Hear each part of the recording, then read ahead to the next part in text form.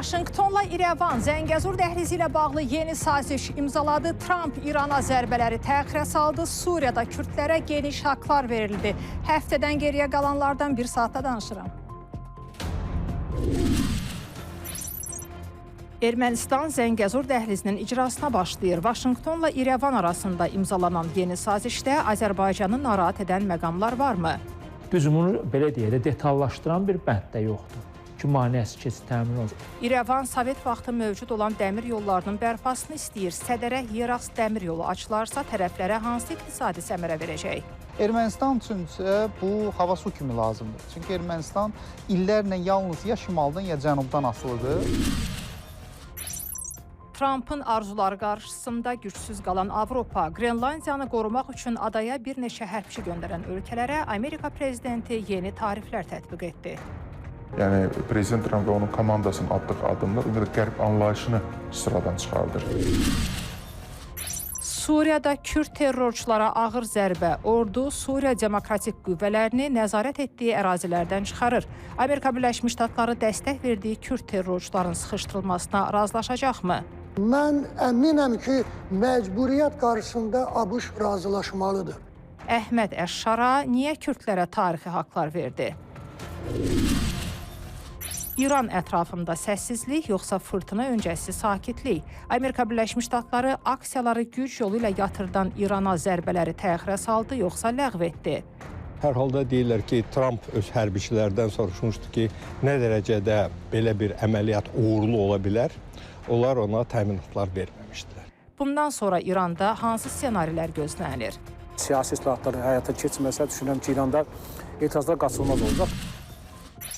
Fabriklər, zətlər axsaq işləyirlər, onlara da xammal çatmır. İranda siyasi böhran Azərbaycanda bu ölkə məhsullarını bahalaşdırdı. İranda sürətli bahalaşma olarsa, bu Azərbaycandakı qiymətlərə necə təsir edəcək? Bu zaman artıq İrandan ithal olunan məhsulların qiymətlərinin artması ehtimalı qaçılmaz. İndi büdcəmi toplamışam, versiyası Y-klass istəyirəm. Haradasa bir 25 min, 26 min civarında. Velosipedini avtomobilə dəyişmək istədi, amma maşın ala bilmədi. Çin avtomobillərinə vergi güzəştlərinin ləğvi maşın bazarında qiymətləri dəyişdi. Gətirirlər yalandan elə bir qiymət qoyurlar, tutaq ki, məsələn, fantastik bir qiymət qoyurlar. Köhnə avtomobillərdə bahalaşma nə vaxtadək davam edəcək? Hadisələrin təhlili üçün Nigar Sabirqızı ilə İTV Xəbər yekun başlasın.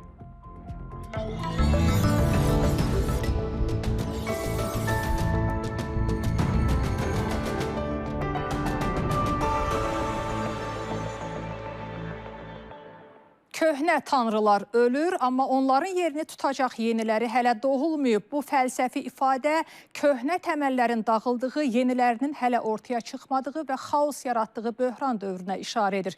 Bugün qlobal siyasətin mənzərəsini bəlkə də ən dəqiq elə bu cümlə ifadə edir. Köhnə dünya düzəni dağılır, amma yerinə nə gələcəyi heç kimə aydın deyil. Rusiya, Ukrayna, Venezuela, Qrenlandiya deyərkən İran onların hamısını arxada qoydu. Həftənin əsas gündəmi bu həftə də İran oldu. Ölkə tarixinin ən ağır mərhələlərindən birini yaşayır. Günlərlə keçirilən aksiyalar güc yolu ilə yatırıldı. Etirazlar davam edərkən Donald Trump'ın Tehrana hədələri də davam edirdi. Trump bir həftədə İranı həm hədələdi, həm təşəkkür etdi. İranlıları kömək yoldadır deyib həyəcanlandıran Amerika prezidenti 24 saat keçməmiş hədələrini yumuşaltdı. İranda etiraz alovu söndümü? İran dəyişəcəkmi və ya dəyişə bilərmi? Trump İranı vurmaq əmri verəcəkmi? Bu hazırda dünyanın cavab axtardığı əsas suallardır, lakin heç kimin cavabını proqnozlaşdıra bilmədiyi suallar.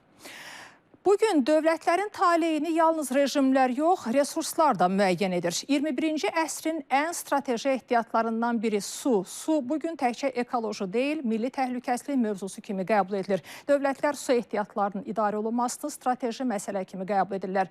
Çox uzun müddət Azərbaycan su terroru ilə üz-üzə qalıb. Ermənistan işğal etdiyi sərsəng və su qovuşan su anbarlarından silah kimi istifadə edib. Bu Azərbaycan üçün böyük problemlər yaradıb. İndi isə azad edilmiş ərazilərdə su anbarları yenidən qurulub, içməli su və suvarma layihələri icra edilir. Bütün bunlar bu həftə keçirilən su müşavirəsində xüsusi vurğulandı. Prezident İlham Əliyevin sədrliyi ilə keçirilən toplantıda su problemlərinin həlli məsələləri diqqət mərkəzində idi. Dövlət başçısı su təhlükəsizliyimizlə bağlı bütün məsələlərin öz həllini tapdığını dedi.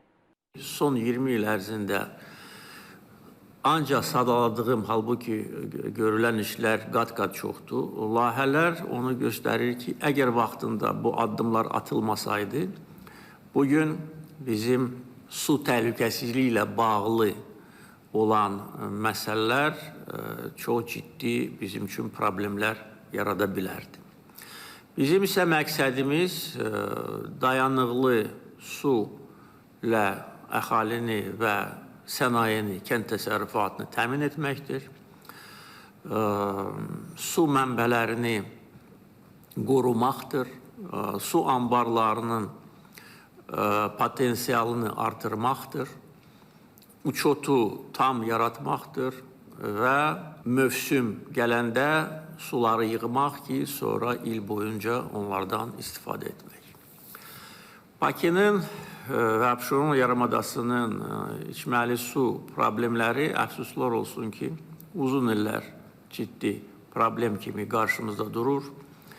Qeyd etdiyim kimi bu istiqamətdə müəyyən işlər görülüb, ancaq mən hesab edirəm ki, vaxt gəlib çatıb ki, geniş miqyaslı və müfəssəl dövlət proqramı qəbul edilsin. Su torpağa can verir, torpaqda isə həyat qurulur. Azərbaycan işğaldan azad etdiyi torpaqlarını dirçəltməyə davam edir. Prezident İlham Əliyev bu həftə Ağdərədə idi. Bir sıra infrastruktur obyektlərinin açılışını edən dövlət başçısı həyatın qayıtdığı kəndlərə baş çəkdi. Prezident Çapar, Heyvalı, Çıldıran, Aşağı Orataq kəndlərində görülən işlərlə tanış oldu.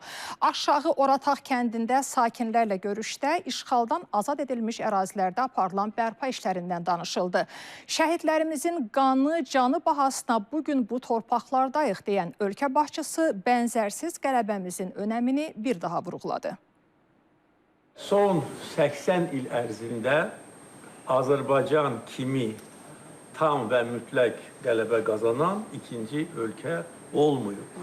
Müharibələr olub, münaqişələr olub, bugün də davam edir, amma heç biri tam və mütləq qələbə ilə nəticələnmir. Ancaq biz böyük xalq olaraq buna nail olduq. Özü cəmi 44 gün ərzində, ondan sonra da bir gün ərzində. İki mərhələyə bizim şanlı zəfərimizi, zəfər yürüyüşümüzü bölərək biz həm cavanlarımızı qoruduq.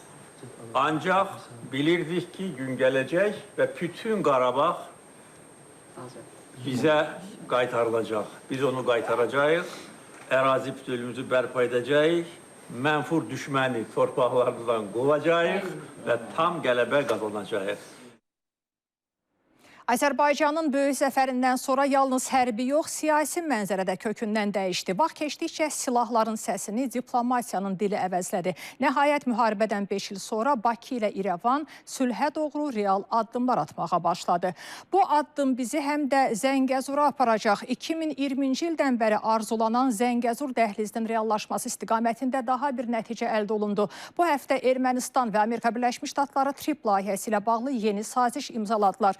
Çərçivə sənədinə görə dəhlizin tikintisi və istismarı üçün TRIP inkişaf şirkəti yaradılacaq. İlkin olaraq şirkətin səhmlərinin 74%-i Amerikanın olacaq. İrəvan Zəngəzur dəhlizi ilə bağlı öhdəliklərini icra etməyə başlayır. Lakin sazişdə sual doğuran bəzi məqamlar var. Azərbaycanın əsas tələbi dəhlizdən maneəsiz və təhlükəsiz keçiddir. Sənəddə qeyd olunur ki, TRIP Ermənistandan maneəsiz tranziti təmin etməyi hədəfləyir. Amma daha sonra deyilir ki, Ermənistan dəhliz üzərində suveren hüquqlara malikdir. Maneəsiz keçid və suveren hüquq anlayışları bu sənəddə bir qədər çaşqınlıq yaradır.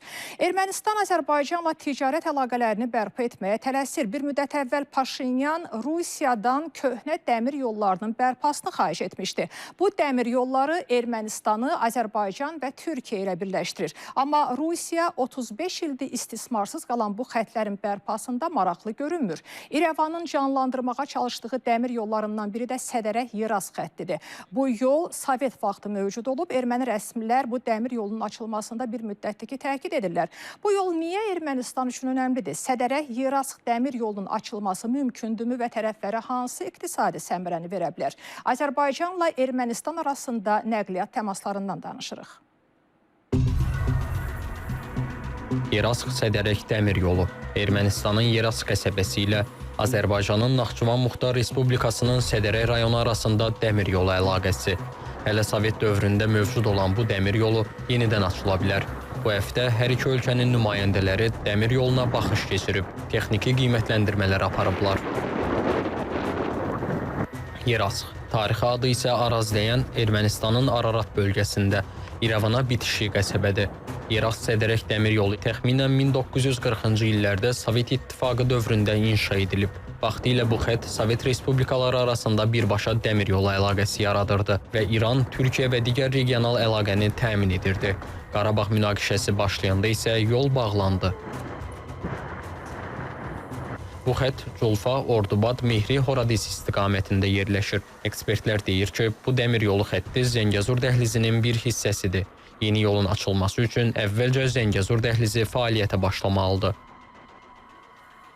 Çünki Zəngəzur dəhlizi burada bir açar rolunu oynayır və həmçinin də böyük yük axının ötürmək qabiliyyətinə sahib olan bir infrastruktur rolunu oynayır. Yəni bir Zəngəzur dəhlizi açılmasa bu Yeresk-Sədərək bizə nə verə bilər ki? Bəli, Naxçıvanın müəyyən tranzit imkanlarını artırsa da, amma onun daha çox tranzit imkanını yaradan layihə Zəngəzur dəhlizidir. Azərbaycanla Ermənistanın nümayəndələrinin görüşündən bir neçə gün öncə isə Vaşinqtonda ABŞ ilə Ermənistan arasında Zəngəzur dəhlizi, yəni TRIP layihəsi ilə bağlı yeni saziş imzalandı. Çərçivə sazişi TRIP-in Ermənistan hissəsinin inşası ilə bağlıdır. Razılaşma ilə TRIP Development Company şirkəti yaradılacaq. Bu şirkət layihəni 49 il müddətinə inkişaf etdirmək hüququ alacaq. Səhmlərin 74%-i ABŞ-yə, 26%-i Ermənistana məxsus olacaq. Şirkət front office, back office, yəni ön ofis, arxa ofis modeli ilə işləyəcək. Ön ofis sənədləşmə və xidmətlərlə məşğul olacaq. Gömrük, təhlükəsizlik və miqrasiya nəzarəti isə arxa ofisin, yəni Ermənistan dövlət qurumlarının səlahiyyətində qalacaq. Razılaşmaya görə Ermənistan TRIP çərçivəsində Azərbaycanın əsas hissəsi ilə Naxçıvan arasında hər iki istiqamətdə tranziti təmin etməyi öhdəsinə götürür. Azərbaycan Xarici İşlər Nazirliyi sənədi Ermənistanın öhdəliklərini yerinə yetirməsi üçün mühüm addım kimi qiymətləndirir. Azərbaycana gəldi, əlbəttə bizim üçün həssas məqam yenə də maneəsiz keçidin təminatıdır. Orada bunun əleyhinə bir bənd yoxdur. Düz bunu belə deyək də detallaşdıran bir bənd də yoxdur ki, maneəsiz keçid təmin olunur. Amma bu artıq belə deyək də şifahi razılaşdırılmış məsələdir. 8 avqustda da bu məsələlər artıq həllini tapıb fikrimcə və inanmıram ki, Ermənistan hökuməti bu məsələdə Azərbaycana tərs düşən bir bəndin salınmasını istəsin. Ekspertlər bildirir ki, yoxlamaların təmassız, elektron olması Azərbaycanın əsas tələbidir. Ermənistan hərbçisi və ya kömürlük Azərbaycan vətəndaşını yoxlaya bilməz, çünki biz Naxçıvana gedirik, başqa bir ölkəyə getmirik. Budur bizim tələbimiz. Bunun da qarşılığında elektron yoxlama həyata keçirilə bilər. Bu məsələdə məncə razılaşma var. Ermənistan da bunun əleyhinə deyil, Azərbaycan da məncə bunun əleyhinə deyil. Çünki məsələnin digər tərəfi var ki, gələcəkdə Ermənistan da Azərbaycan ərzində Qatarla Rusiya ilə təmas imkanı əldə etmək istəyir. Onlar da yəqin elektron vasitəsilə Ermənistan vətəndaşı biz tərəfdən artıq elektron üsullarla yoxlanılacaqlar. Çərçivə sazişində həm maneəsiz keçid, həm də Ermənistanın suverenliyi vurğulanır. Bəs bu iki məfhum bir-birini inkar etmir ki? Suverenlik məsələsi onunla əlaqədardır ki, yəni dəhliz Ermənistan ərazisindən keçir. O dəhlizin qorunması Ermənistanın suveren hüququdur. Məncə bu məsələlər özündə ehtiva edir o bənd. Üstəgəl də artıq gələn məlumatlara görə Ermənistan hökuməti deməli, o hissədə olan Rusiya sərhədçilərini sərhəddən çıxartmaq istəyir. Bununla bağlı məncə Rusiya ilə yaxın müddətdə danışıqlar da olacaq. Ekspertlər hesab edir ki, Trip dəhlizi və Sədərə yeraltı dəmir yolunun reallaşması Azərbaycan və Ermənistan iqtisadiyyatı üçün mühüm addımdır. Ancaq bu layihələr başlıca olaraq Ermənistanı blokadadan çıxarmış olacaq. Azərbaycanın tranzit daşımalarına birbaşa müsbət təsir göstərəcək. Çünki Azərbaycan zaten illərlə marşrutları formalaşdıran ölkədir. Ermənistan üçün isə bu hava su kimi lazımdır. Çünki Ermənistan illərlə yalnız ya şimaldan ya cənubdan asılıdır və bu marşrutlara diqqətlə baxsaq, bunların dəmir yol segmenti yalnız Qaradəniz limanlarından o yana keçmir. Yəni Qaradəniz limanları önəmlidir, amma tupik kimi yox. Amma ortada bir Rusiya əngəli var.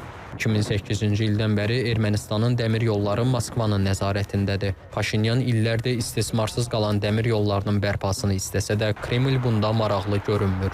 Rusiya müsbət cavabı yoxdur, istəmir. Çünki Ermənistan Azərbaycan arasında ticarət başlasın.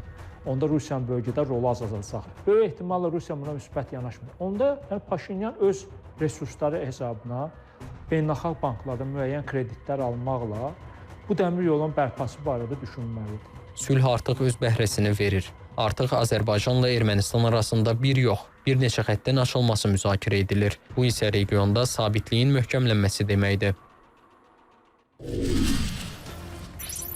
İran ətrafında səssizlik yoxsa fırtına öncəsi sakitlik? Amerika Birləşmiş Ştatları aksiyaları güc yolu ilə yatırdan İrana zərbələri təxirə saldı yoxsa ləğv etdi? Hər halda deyirlər ki, Trump öz hərbiçilərdən soruşmuşdu ki, nə dərəcədə belə bir əməliyyat uğurlu ola bilər? Onlar ona təminatlar verməmişdilər. Bundan sonra İranda hansı ssenarilər gözlənilir? Siyasi islahatlar həyata keçməsə, düşünürəm ki, İranda etirazlar qaçılmaz olacaq. Fabriklər, zətlər axsaq işləyirlər, onlara da xammal çatmır. İranda siyasi böhran Azərbaycanda bu ölkə məhsullarını bahalaşdırdı. İranda sürətli bahalaşma olarsa, bu Azərbaycandakı qiymətlərə necə təsir edəcək? Bu zaman artıq İrandan ithal olunan məhsulların qiymətlərinin artması ehtimalı qaçılmaz. İndi büdcəmi toplamışam, Mercedes E-Class istəyirəm. Hardasa bir 25 min, 26 min civarında. Velosipedini avtomobilə dəyişmək istədi, amma maşın ala bilmədi. Çin avtomobillərinə vergi güzəştlərinin ləğvi maşın bazarında qiymətləri dəyişdi. Gətirirlər yalandan elə bir qiymət qoyurlar, tutaq ki, məsələn, fantastik bir qiymət qoyurlar. Köhnə avtomobillərdə bahalaşma nə vaxtadək davam edəcək? Siyasətçilərin almaq üçün sıraya düzüldüyü, kampanyalar apardığı mükafat, Nobel sülh mükafatı verildiyi zamandan bəri çox mübahisəyə səbəb olub. Bu dəfəki mübahisə isə tarixdə bir ilkdir. Nobel sülh mükafatı bu dəfə hədiyyə edildi. Ötən il bu mükafat Venezuela müxalifətinin lideri Maria Corina Machado'ya verilmişdi. Amma Machado çox keçmədən onu buna layiq görənləri peşman etdi. Bu həftə mükafatını Amerika Birləşmiş Ştatları prezidenti Donald Trump'a hədiyyə verdi. Donald Trump ötən il Nobeli çox istəmişdi. Nəhayət Trump'ın arzusu gerçəkləşdi. Nobel sülh mükafatı onun oldu, amma ikinci əl mükafat. Halbuki Trump onu elə birinci əldən ala bilərdi. Savaşların bitməsinə çox çalışmışdı. Machado'nun illərdir Venezuelada etməyə çalışdığı dəyişikliyi də elə Trump bir neçə saat etdi. Sülh səyləri qiymətləndirilməyən Amerika lideri indi yeni savaş başlatmaq niyyətindədir. Özünün güc yolu ilə sülh prinsipi əsasında. İran üzərində gözləmə rejiminə keçən Trump'ın diqqəti hələ ki Arktikaya yönəlib.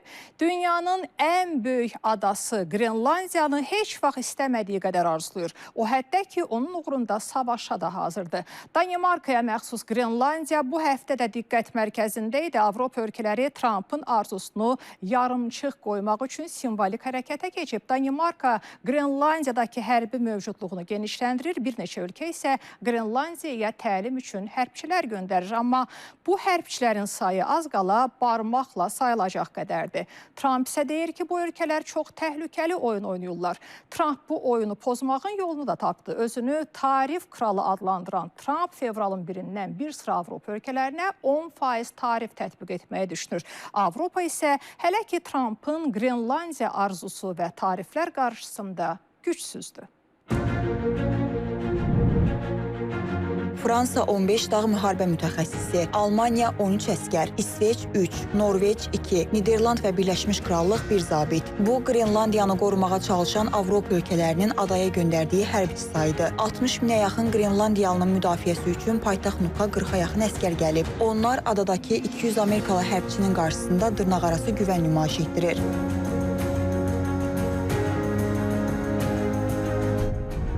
Analitiklərə görə Avropa Qrenlandiyada sadəcə simvolik hərbi iştirakı üstünlük verir. Yəni, qitə ölkələri anlayır ki, sayları çox olsa belə, bu, Birləşmiş Ştatların hücumunun qarşısını almağa bəs etməyəcək.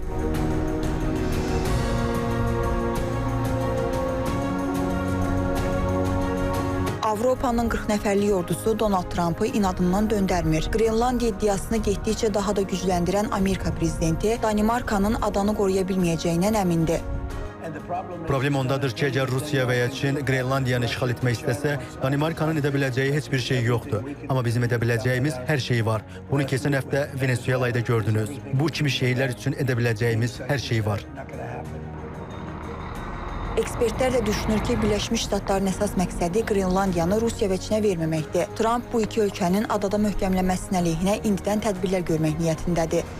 Məsələ ondadır ki, qlobal istiləşmə baş verdikcə Çin və Rusiyanın Arktik dənizi boyunca yeni marşrutları meydana çıxır ki, bu da ABŞ-ın özünə qarşı gördüyü marşrutlardır, təhlükəsizliyinə qarşı gördüyü marşrutlardır və belə olan halda yeni yaranacaq bu marşrutda nəzarəti təmin etməkdən ötürü ABŞ-a Qrenlandiya üzərindən olmaq, Qrenlandiya üzərindən bu marşruta nəzarət etmək kifayət qədər vacib olan və həyati bir məsələdir. Analitiklərin fikrincə Avropa İttifaqının atdığı addımlar Ağ Evi qane etmir. Birləşmiş Ştatlar hələ keçmiş prezident Barack Obamanın dövründə belə Danimarkanın Qrenlandiyada hərbi iştirakının artmasını istəyirdi. Həmin dövrdə ümumiyyətlə Avropa İttifaqı hərbi xərclərini artırmaq niyyətində deyildi. Amma Ukraynada olan böhran Avropa İttifaqının öz müdafiə xərclərinə demək artırması, öz müdafiəsinə olan diqqəti artırması ona gətirib çıxartdı ki, Qrenlandiyaya da bu və digər formada hərbi iştirakı artırmağa ehtiyac var idi. ABŞ hal-hazırda istədiyi ondan ibarətdir ki, Qrenlandiyada elə bir hərbi iştirak olsun ki, orada heç bir halda gələcəkdə nə Çin, nə Rusiya hücum etmək və yaxud da ki, orada öz iştirakını artırmaq niyyətində olmasınlar. Avropa ölkələri Qrenlandiyaya hərbiçi göndərdiyi sırada adanın taleyi Vaşinqtonda müzakirə edilirdi. Danimarka və Qrenlandiya Xarici İşlər Nazirləri Ağ Evdə Birləşmiş Ştatların vitse-prezidenti Divens və dövlət katibi Marco Rubio ilə görüşdü. Görüş qapalı keçirilirdi. Tərəflər görüşü konstruktiv adlandırsalar da buzlar ərimədi. Danimarka və Qrenlandiya mülkiyyət məsələsində qətidir. Amerika Birləşmiş Ştatları ilə əməkdaşlığımızı gücləndirmək bizim üçün vacibdir. Amma bu Birləşmiş Ştatlara məxsus olmaq istədiyimiz anlamına gəlmir. Görüşdə razılıq olmasa da həll yolu üçün yüksək səviyyəli işçi qrupunun yaradılması qərarı alındı. Ada ilə bağlı Danimarkanın paytaxtı Kopenhagendə etiraz səsləri dayanmır. Qrenlandiyanın baş naziri də Birləşmiş Ştatların idarəçiliyi altına keçməyəcəklərini bəyan edir. Qrenlandiya ABŞ-nin mülkiyyəti olmayacaq. Qrenlandiya ABŞ tərəfindən idarə olunmayacaq və nəzarət edilməyəcək. Qrenlandiya ABŞ-nin bir hissəsi olmayacaq. Donald Trump isə bu etirazlara ironiya ilə yanaşır. O, adanın rəhbərini tanımadığını deyərək israrından geri çəkilmir.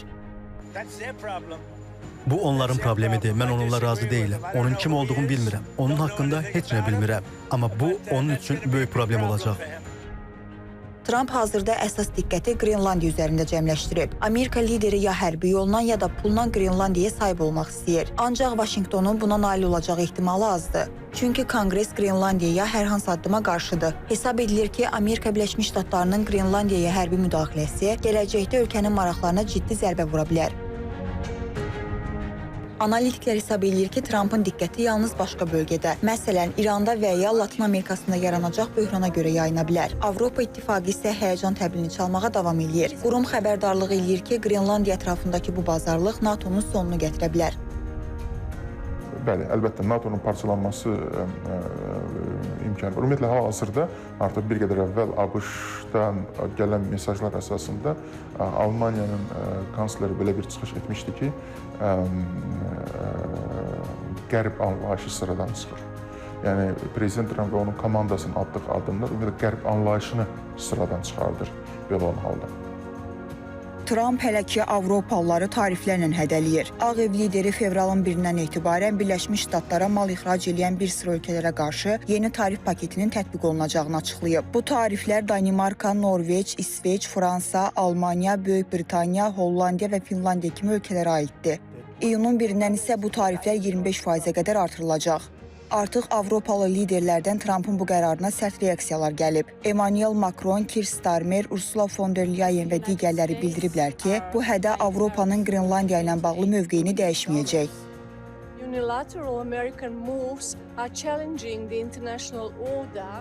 Amerikanın birtərəfli addımları beynəlxalq düzənə meydan oxuyur və sülh və sabitliyin qorunmasına həqiqətən də qarşıdır. Tariflərdən tez-tez məcbur etmə aləti kimi istifadə edilməsi absurd və qeyri-məsuldardır. Bu cür praktika təkcə digər ölkələrin maraqlarına zərər vurmur. Eyni zamanda Amerika Birləşmiş Ştatlarının öz beynəlxalq nüfuzunu və təsir gücünü də zəiflədir. Digər ölkələrin maraqlarına heç bir hörmət qoymadan davranan bu qədər böyük və mühüm bir ölkəyə həqiqətən hörmət edə bilməzsiniz. Beləliklə, Qrenlandiya Avropa və Birləşmiş Ştatlar arasında şahmat taxtasına çevrilib. Hələ ki, mübarizənin qalibinin kim olacağı bilinmir. Düz 10 ay əvvəl bir-birinin əlini belə sıxmışdılar. Suriya prezidenti Əhməd Əş-Şara və Suriya Demokratik Qüvvələrinin, yəni Kürd silahlılarının komandiri Məzlum Abdi sürpriz bir sənədə imza atmışdılar. Razılaşmaya görə Kürd silahlılar Suriya ordusunun tərkibinə keçməli idilər. Amma verdikləri sözü tutmadılar. Bu aylar ərzində Kürd silahlılarla Suriya ordusu arasında Hələbdə toqquşmalar da baş verdi. Bir müddət əvvəl isə Suriya ordusu Suriya Demokratik Qüvvələrinə qarşı Hələbdə əməliyyatlara başladı. Ordu şəhərin 2 rayonundan Kürd silahlıları çıxara bildi. Bundan sonra Məzlum Abdi Hələbin şərqindən çıxmaq və Fərat çayının şərqinə çəkilmək qərarı aldıqlarını dedi. Əhməd Əş-Şara isə tarixi qərara imza atdı. Kürdlərə Suriyada bir çox haqlar verildi. Amma Suriya ordusu Kürd silahlıları digər bölgələrdən də çıxarmaqda maraqlıdır. Bunu həm də Ankara istəyir. Türkiyə SDG, YPK qruplaşmalarını PKK-nın bir qolu hesab edir. Ankara bu qruplaşmalara qarşı dəfələrlə Suriyada əməliyyat da keçirib. Amma məsələ burasındadır ki, Suriyada Kürd silahlılarına dəstək verən Amerika Birləşmiş Ştatlarıdır. Vaşinqton artıq Suriya hökumətini SDG-yə qarşı əməliyyatları dayandırmağa çağırıb. Amerika Kürd silahlılarının Suriyadan sıxışdırılıb çıxarılmasına razı olacaqmı? Trump bu məsələdə Türkiyə ilə ortaq mövqeyə gələcəkmi? Suriyalılar Hələbdə hökumət qüvvələrini qarşılayaraq bayram edirlər. Artıq ordu Hələb şəhərinə bağlı Deyir, Hafir və Məskənə bölgələrini tamamilə nəzarətə götürüb.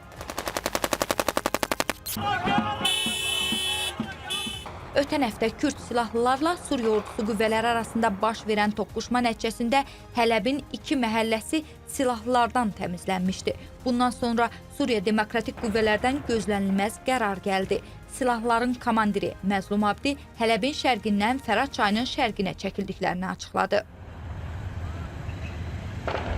Bu ərazilərin Kürd silahlılarından azad edilməsi Suriya ordusu üçün böyük qələbədir. Çünki devrilən Bəşər Əsəd belə Hələbə daxil ola bilməmişdi.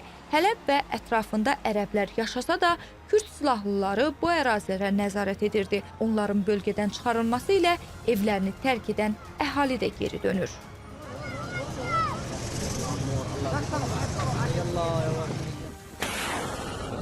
Suriyada silahların yenidən açılması qaçılmaz idi. Çünki ölkədə Kürd silahlılar, yəni Suriya Demokratik Qüvvələri silahı yerə qoymurdu. Halbuki Suriya lideri Əhməd Əş-Şara mart ayında Kürd silahlılarının lideri Məzlum Abdi ilə masa arxasına keçmiş, razılıq əldə edilmişdi. Kürd silahlılar düşmənçiliyə son qoyacaq, dövlətə xidmət edəcəkdilər. Olmadı. Məzlum Abdi və ordusu vədinə əməl etmədi. Suriyanın Kürdləri, yəni YPG dəstələri və ümumiyyətlə Suriya Demokratik Qüvvələri adının altında digər planlar var idi. Hansı ki, ərazi bütövlüyü ilə heç bir əlaqəsi yox idi. Federallaşdırma Suriyanın yaxud Suriyanın parçalanması deməkdir. Təzyiq göstərmək Əhməd Əş-Şara ki, Suriya Kürdləri faktiki öz dövlətlərinə yiyələnsinlər. Bu da mümkün deyil. Suriya Demokratik Qüvvələri nəinki Suriya, Türkiyə üçün də təhlükələr yaradırdı. Çünki bu qruplaşmanın tərkibində PKK silahlıları var. Türkiyə bilirsiniz ki, bir neçə ay bundan əvvəl Öcalana qarşı, Öcalanla bağlı münasibətlərdə daha doğrusu yeni bir səhifəni açdı. Bu istər Öcalan, istər Türkiyənin daxilində Kürt problemi, PKK ilə bağlı məsələlər idi. Lakin biz ona şahidlik etdik ki, ümumilikdə həm Türkiyənin daxilində olan, həm Türkiyənin kənarında olan Kürt terrorçu qrupları Öcalanla siyasi hakimiyyət arasındakı anlaşmanı qəbul etmədilər və Türkiyə qarşı silahlı mübarizəni hər an davam etdirməyə hazırdılar. Yaxın Şərqdə Kürd amili illərdir Qərb üçün bir vasitəyə çevrilib.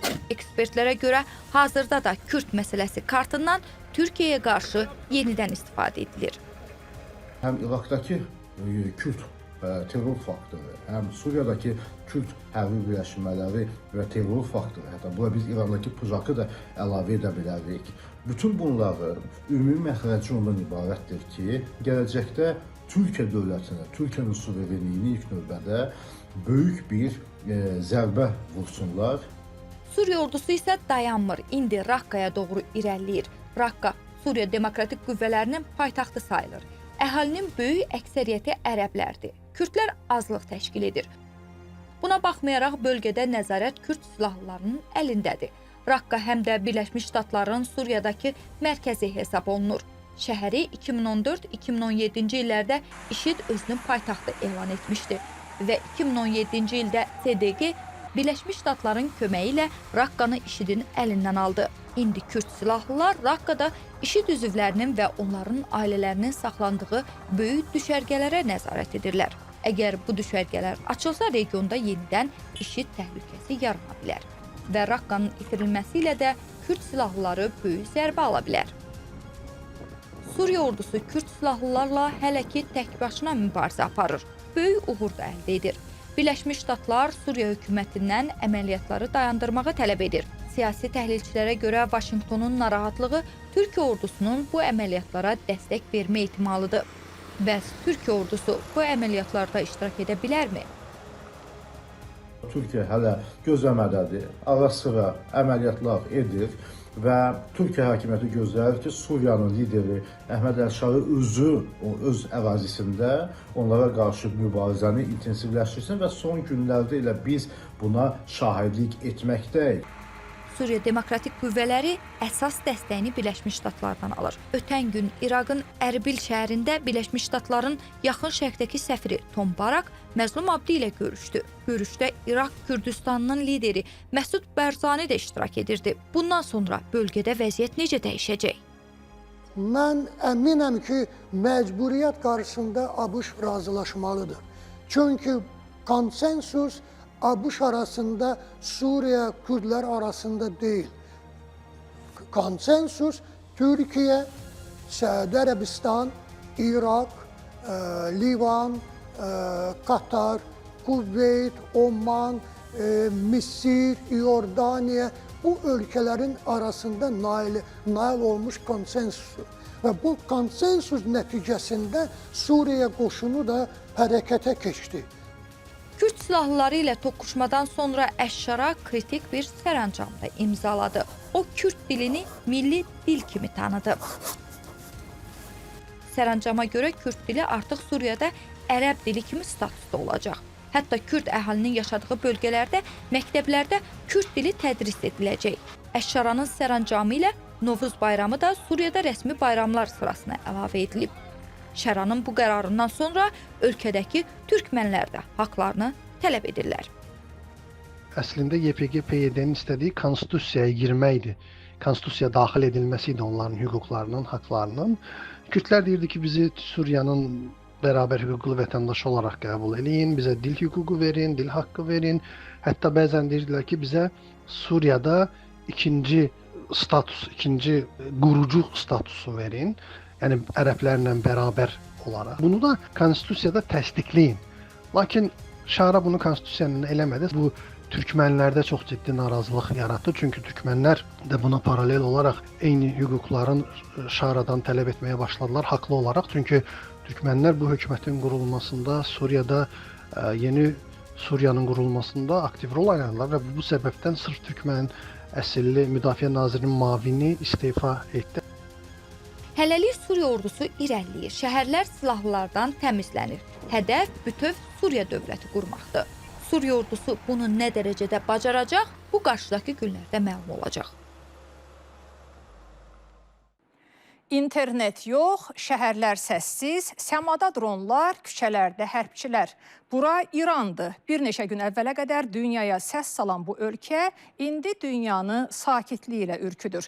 İranda insanlar demokratiya və dəyişiklik tələbi ilə küçələrdə idilər. Etirazçılar və xaricdəki tərəfdarları İslam rejiminin süqutunu istəyirdi. İranda böhran ilk dəfə deyildi ki, üzə çıxırdı. İqtisadi çöküş, artan qiymətlər və yoxsulluq narazılığı artırmışdı. İranın beynəlxalq məğlubiyyətləri vəziyyəti daha da həssas etmişdi. Lakin etirazlar dini rejimi devirməyə bu dəfə də qadir olmadı. 2 həftədən çox davam edən aksiyalar bir anda səngidi. Sepah etirazları güc yolu ilə yatırdı. Nümayişlər zamanı minlərlə insanın öldürüldüyü açıqlandı. Əslində gözlənilən baş verdi. Bundan əvvəl də İranda aksiyalar güc yolu ilə yatırılıb. Bu ölkədə etirazlar vaxtaşırı baş qaldırsa da sonda dini rejimə təslim olur. Bəlkə də elə ona görə ki, İranlıların güvəndiyi xaricdəki şəxslər ciddi lider deyil. Bu dəfəki etirazlarda Rıza Pəhləvinin adı hallanırdı. Lakin vəziyyətin ciddiliyini dərk edən heç kim 47 il əvvəl İrandan çıxan bir insanın İrana yiyə duracağına inanmırdı.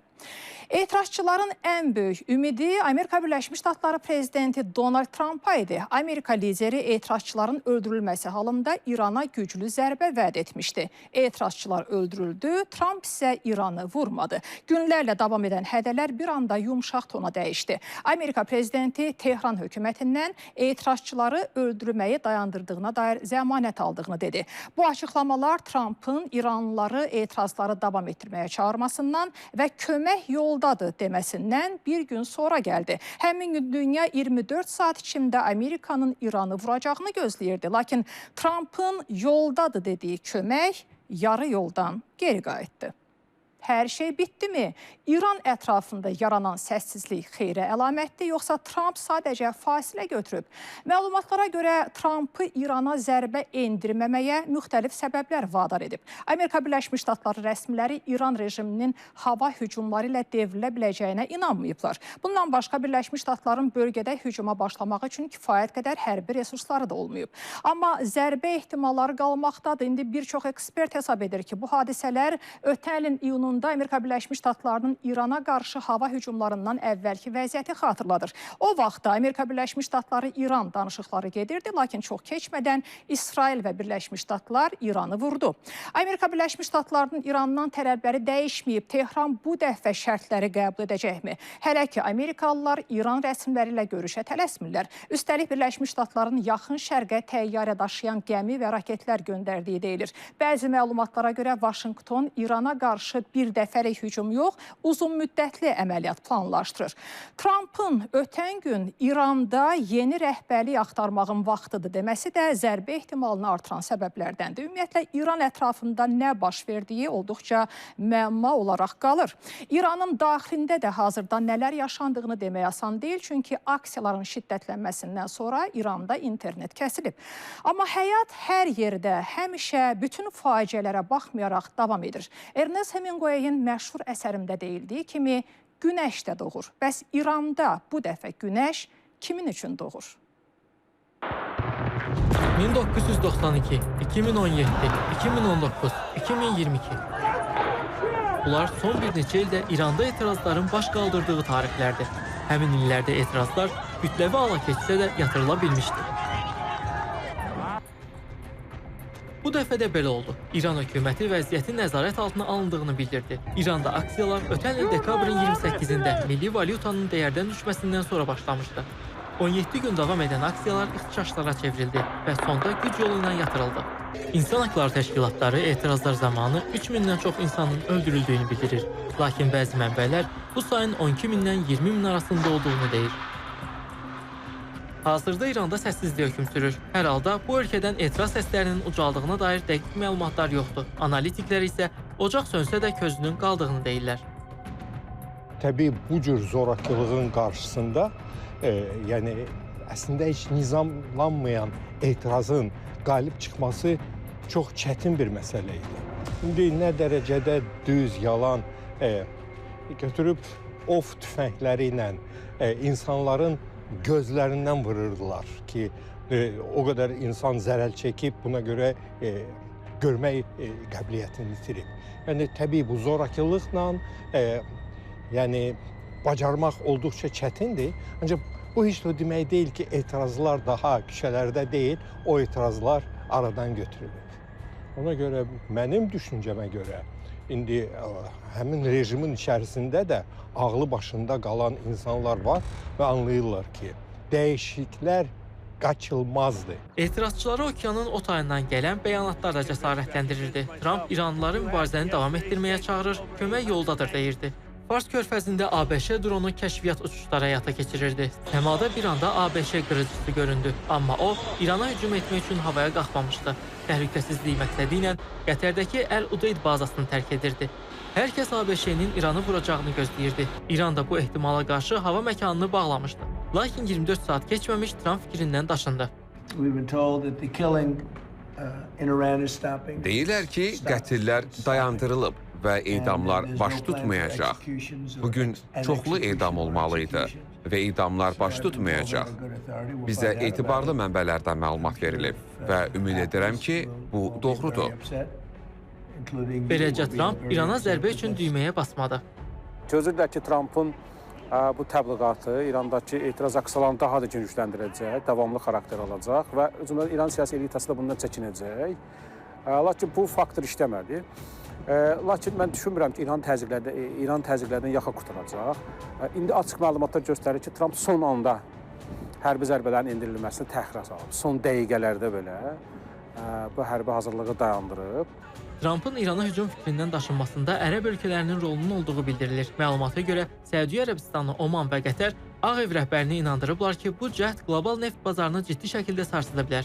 Trump isə zərbə endirməmək qərarını özü verdiyini deyir. ABŞ prezidenti hətta İrana təşəkkür də etdi. Sosial şəbəkə hesabında yazdı ki, planlaşdırılan 800-dən çox edamın İran rəhbərliyi tərəfindən ləğvinə dərin hörmətlə yanaşır. Ekspertlər hesab edir ki, ABŞ-nin İrana zərbəsi indiki halda dünya iqtisadiyyatına çox böyük zərbə ola bilərdi. O biri tərəfdən isə indi hər halda deyirlər ki, Trump öz hərbiçilərdən soruşmuşdu ki, nə dərəcədə belə bir əməliyyat uğurlu ola bilər. Onlar ona təminatlar verməmişdilər. Yəni, bu İran böyük dövlətdir. Böyük ərazisi var, 90 milyonluq əhalisi var. Həmin o Sepahda bir 400 min adam var. Basicdə deyirlər ki, bir 2 milyona yaxın onların fəalları var. İndi bilmirəm, onlar maaş almırlar. Yəni, bunu gəlib hansısa bir balaca bir əməliyyatla, indi Venezuelada keçirilən əməliyyatla hansısa bir nəticə əldə etmək qeyri-mümkün. Düşünürəm ki, hər şeyi götür-qoy eləyərək məsələləri tələsik şəkildə həll olunmamasına qərar verildi. İranın ali rəhbəri Seyid Əli Xamenei isə hər şeydə ABŞ-ni günahlandırır. İran xalqının ixtişaşlar qarşısında birlik nümayiş etdirdiyini deyən Xamenei ağır cəza vəd edir. İstər daxili cinayətkarlar olsun, istər beynəlxalq cinayətkarlar, onları sərbəst buraxmayacağıq. Bu fitnənin xüsusiyyəti o idi ki, Amerika Birləşmiş Ştatları prezidenti şəxsən özü bu fitnəyə müdaxilə etdi. Hədələdi, fitnəkarları ruhlandırdı. Biz onu həm insan itkilərinə görə, həm də dəymiş zərərə görə, həm də İran millətinə atdığı böhtana görə cinayətkar hesab edirik. Tehran ABŞ ilə danışıqlara hazır olduğunu deyir. Vaşinqtonun əvvəlcə danışıqları nəzərdən keçirdiyi bildirildi. Şərtlər də açıqlanmışdı. Uranın zənginləşdirilməsinin dayandırılması, raket ehtiyatlarının azaldılması, regiondakı proksi qüvvələri dəstəyin dayandırılması. Lakin Qərb mediası ABŞ nümayəndələrinin Davosda İranın Xarici İşlər Naziri ilə görüşü rədd etdiyini yazdı. Pentaqonun bölgəyə əlavə raketdən müdafiə sistemləri və təyyarə daşıyan qruplar göndərdiyi bildirilir. Dövlət Departamentinin X sosial media səhifəsində fars dilində yayımlanan bəyanatda da deyilir ki, bütün variantlar müzakirə mövzusu olaraq qalır. Güman edirəm ki, bu taktiki pauzadır. İndi əlverişli vaxtdır.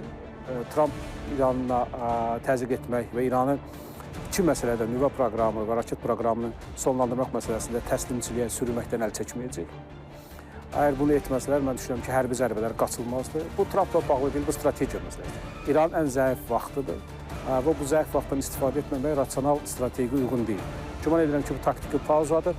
Əgər İran danışıqlar masasında ABŞ-a ciddi güzəştlərə getməsə, həm sanksiyalar, həm də hərbi alətlərin tətbiqi qaçılmaz olacaq. Analitiklərə görə İran xarici müdaxilədən qorunmaq üçün daxili vəziyyəti tənzimləməlidir. Bu yol isə islahatlardan keçir. Düşünürəm ki, İran indiki hazır siyasi rəhbərliyi müəyyən ictimai təşkilatlar, təşkilatlanmış qüvvələrlə müəyyən dialoq aparacaqlar, müəyyən proqramlar açıqlamağa cəhd edəcəklər. Mən düşünürəm ki, geniş və köklü radikal iqtisadi islahatlar və bunun paralelində siyasi islahatlar həyata keçməsə, düşünürəm ki, İranda etirazlar qaçılmaz olacaq. Ekspertlər hesab edir ki, etirazlardan çıxış yolu İranda dinc dəyişiklik, səlahiyyətlərin hökumətə və prezident Məsud Pezeşkiyana verilməsi də ola bilər. Hakimiyyət hökumətə, prezidentə verilməlidir və onlar da lazımi tədbirləri görməlidirlər ki, insanlar hiss eləsinlər ki, dəyişikliklər dinc yolu ilə mümkündür. Bu olmadığı halda mən açığı yeni bir partlayışları gözləyirəm. İranda bir neçə gün əvvələ nisbətən sakit hökm sürür. Ancaq bu, fırtına öncəsi səssizlik də ola bilər. Yəqin ki, hər şey Trumpın iki dodağının arasından çıxacaq kəlmələrə bağlıdır. İndi büdcəmi toplamışam, Mercedes E-Class istəyirəm. Hardasa bir 25 min, 26 min civarında. Velosipedini avtomobilə dəyişmək istədi, amma maşın ala bilmədi. Çin avtomobillərinə vergi güzəştlərinin ləğvi maşın bazarında qiymətləri dəyişdi. Gətirirlər yalandan elə bir qiymət qoyurlar, tutaq ki, məsələn, fantastik bir qiymət qoyurlar. Köhnə avtomobillərdə bahalaşma nə vaxtadək davam edəcək? İranda baş verən böhran və ixtişaşlar bu ölkə ilə ticarət əlaqələrinə də təsir edir. Gərginlikdən sonra İran məhsullarının Azərbaycan bazarında qiyməti artıb. Satıcılar deyirlər ki, son 2 həftədə İrandan Azərbaycana gətirilən məhsullarda nisbətən azalma var. Digər tərəfdən İranda internetin kəsilməsi də ticarət əlaqələrinə müəyyən maneələr yaradır.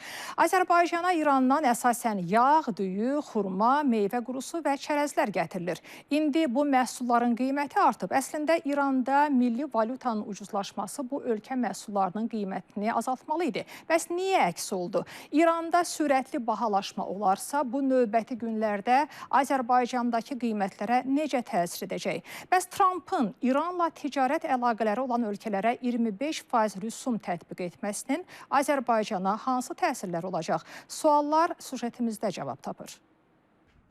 Cavadət Tarnusrəti əslən Təbrizdəndir.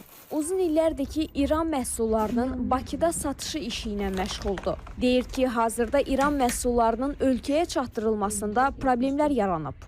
İkincisi də o çaxnaşmalar bahis olur ki, bu internetlərin kəsilməsi filan əlaqələr kəsilir və qıtlıq yaranır. Doların qiymətinin yuxarı getdisi ilə, oranın pulunun düşməsi ilə bağlı burada qiymətlərə təsir qoyur. Fabriklər, zatlar axsaq işləyirlər, onlara da xammal satmır. Görürsünüz, şirkətlər bağlı olduğu ki, 2 gün, 3 gün işləməyəndə problemlər gəlir, hamısı buradakı öz təsirini qoyur. Ticarətçi bildirir ki, hələ piştaxtalarda məhsul olsa da ambarlar azalmaq üzrədir. Odur ki, qiymətlər də artır. Məsələn, sadəcə deyək, o İran kərə yağı ki vardı, onun özü qiyməti bu son günlərdə bahalaşıbdır. Yəni bir dənə ancaq xəbərə bağlıdır ki, burada qiymətin bahalaşmasından təsir qoyur onda və qiyməti heç olmayan bir, deyim ki, 7-8% qiymətini qaldırır. Məsələn, əvvəl neçə idi deyirsiniz, 1-2 gün əvvəl, indi neçədir? Görürsünüz, 16 manatlıq yağ olur 18 manat. 2 manat öz qiymətində təsir qoyur. Bir də çörək otu yağı var mı abi? Otu yağı bular. Mağazada alıcı sıxlığı yox idi, amma İran məhsullarının daimi müştəriləri var. Onlar da bu məhsulları nisbətən ucuz olduğuna görə alırlar. Ben burada tahin aldım, sumak şeyini aldım, çörek otu yağını aldım, susam yağını aldım. Günlük kullanımda chia tohumunu kullanırım, çörek otunu kullanırım. Fiyatlar burası diğer yerlere göre daha uygun, daha iyi geliyor bize. İrandan ölkəmizə əsasən düyü, yağ, xurma, çərəz, meyvə quruları, kənd təsərrüfatı malları gətirilir. İrandan ixal olunan məhsullar daha çox təxminən 30% qida məhsullarıdır. Onun təxminən 70%-i son istehlak məhsullarıdır. Burada deyək ki, 30%-də bizim təxminən sənaye üçün, istehsalat üçün xammal məqsədi ilə ixal olunan məhsullardır. Bu gün əgər İran bazarı seçilibsə, bu İran bazarının əlverişliyindən qaynaqlanır. Yəni bu o deməkdir ki, həmin məhsullar bizim bazarda daha əlverişli təklif oluna bilir, rəqabətlidir qiymət aspektindən. İran milli valyutası real dollar qarşısında dəyər itirərək sıfıra düşüb. Əslində valyutanın dəyər itirməsi Azərbaycanlı idxalçılara İran məhsullarını daha əlverişli qiymətə almaq imkanı yaradır. Amma məsələ ondadır ki, İranda hazırda inflyasiya yüksəkdir və ölkədə qiymətlər durmadan artır. Hadisələr baş verməmişdən əvvəl İranda təxminən inflyasiya 40% ətrafındaydı. Hadisələr başlayandan sonra artıq bu devalvasiya da daha da dərinləşdi və 56% təxminən qiymətləndirmələrə görə bu dövr ərzində İran realı dəyərini itirdi. Yəni, onun ardınca sürətli bahalaşma gəlməzsə, əlverişli şərait yaradır. Yox, əgər sürətli bahalaşma başlayacaqsa, inflyasiya tətiklənəcəksə bu proseslər fonunda, bu zaman artıq İrandan ixal olunan məhsulların qiymətlərinin artması ehtimalı qaçılmazdır. İran bazarı Azərbaycan üçün əlverişlidir. Bu məhsullar yerli bazarda nisbətən ucuz qiymətə təklif olunur. Məhdudiyyətlər olduğu halda Azərbaycanın bu bazarı əvəzləyəcək seçimi var, amma bu özünü qiymətdə də göstərəcək. Bugün əgər İran bazarı seçilibsə, bu İran bazarının əlverişliyindən qaynaqlanır. Və bu bazar itiriləcəksə, bu zaman ilkin mərhələdə müəyyən bir, deyək ki, qıtlıq formalaşacaqdır. Bu qıtlıq fonunda qiymətlər qalxacaqdır. Qiymətlərin qalxması digər daha yuxarı qiymətli bazarlardan məhsulların ixal üçün imkanlar formalaşdırır, iqtisadi mühiti əlverişliliğini təmin edir. Qeyd edək ki, ötən il İranla ticarətin həcmində azalma müşahidə edilib. Dövlət Gömrük Komitəsinin məlumatına görə ötən ilin yanvar-noyabr aylarında Azərbaycanla İran arasında ticarət dövriyyəsi 568 milyon dollar olub. Bu, ötən ilin eyni dövrü ilə müqayisədə 2,7% azdır. İqtisadçılar bu azalmanı yay aylarında baş verən İsrail-İran müharibəsi və ABŞ-İran gərginliyi ilə əlaqələndirirlər. İranla Azərbaycan arasında ticarət əlaqələri genişdir. Bu da təbiidir. İran Azərbaycana qonşu ölkədir. Lakin İranda baş verən hadisələrə görə ABŞ İranla ticarət edən ölkələrə 25% gömrük rüsumu tətbiq edib. Yəni Azərbaycan İranla ticarət etdiyi halda Amerikaya satdığı məhsullara görə 25% rüsum ödəməlidir. Amma iqtisadçılar düşünür ki, qərar Azərbaycanın ABŞ ilə ticarətinə ciddi təsir göstərməyəcək. Yəni, Azərbaycanla Amerikaya satdığı məhsullar çox az həcmdədir. Yəni, bunun bizimlə əlaqəsi yoxdur. O, məsələn, deyir ki, əgər Türkiyə ora satırsansa, əgər onunla ticarətin varsa, mənə satanda mən sənə rüsum tətbiq edəcəm. Amerikalı istehlakçı orada uduzacaqdır. Amma bu dövlətləri qorxuzur ki, yəni mənə satırsan, ondan alış-veriş eləmək istəyir. Yəni, bu da sanksiyanın bir növüdür. Hələlik isə vəziyyət budur. Qiymətlərdə artım var, iqtisadi risklər isə qalır. Əgər İranda gərginlik uzun müddət davam edərsə, bunun ticarətə və qiymətlərə təsiri qaçılmaz olacaq. Bahalaşan yalnız süfrələrə gələn məhsullar deyil. Yeni ilin gəlişi ilə avtomobillərin də qiyməti artıb. Maşın bazarında alıcı çox olsa da, əksəriyyəti sadəcə qiymətini öyrənməyə gəlir. Avtomobillərin bahalığı arzuları gerçəkləşdirməyə mane olur. Bahalaşan əsasən köhnə avtomobillərdir. Vaxt var idi ki, maşın bazarında köhnə avtomobillərin üzünə baxan yox idi. Çin istehsalı hibrid avtomobillər benzinlə işləyənləri kölgədə qoymuşdu. Buna səbəb hibrid maşınlara tətbiq olunan vergi güzəştləri idi. O güzəştlər 2026-cı il yanvarın 1-dən ləğv olundu. Bu isə diqqəti yenidən köhnə avtomobillərə yönəldib. Tələbatın artması nəticədə maşınların qiymətini də artırıb.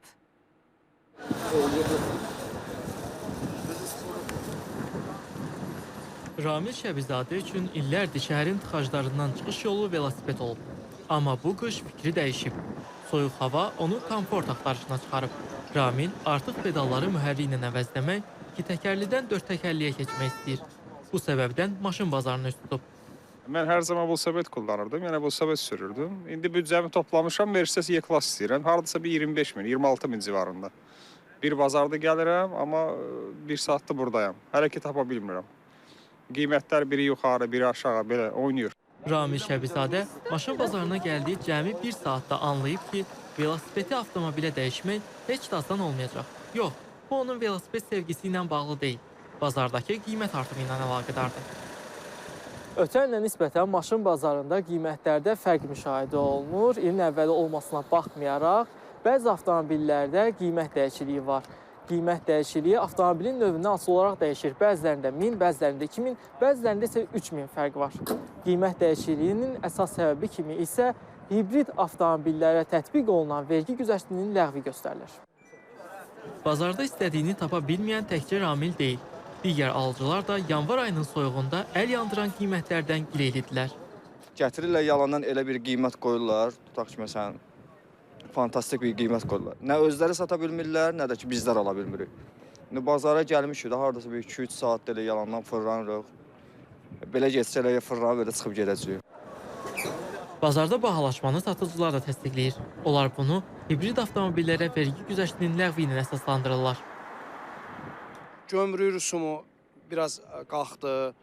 Həm də tələbat kiçik maşınları keçən il biraz ucuz idiyənə cəmaət onlara qaçırdı. Yeni gəlmişdi də bazara, belə deyək. Ölkəyə yeni gələn maşınlar çoxsu ikinci əl avtomobillər. Amerika bazarından, Koreyadan ən çox Amerika bazarından gəlir. Yəni 1500-2000 manat. Yəni minimum 1000 manat artım var da. Elbrus Baxşəliyev isə Çin avtomobillərinin satışı ilə məşğuldur. Deyir, həmin maşınların da qiyməti artıb. Bu isə hibrid avtomobillərin alışını azaldıb. Tələbat 7 dekabrda olduğu kimi deyil, var olmağına, o qədər deyil. Burada hərə bir avtomobilə istəyir də, kimi A05 istəyir, kimi Unize istəyir, kimi bunların hamısında artım var, olmağına var.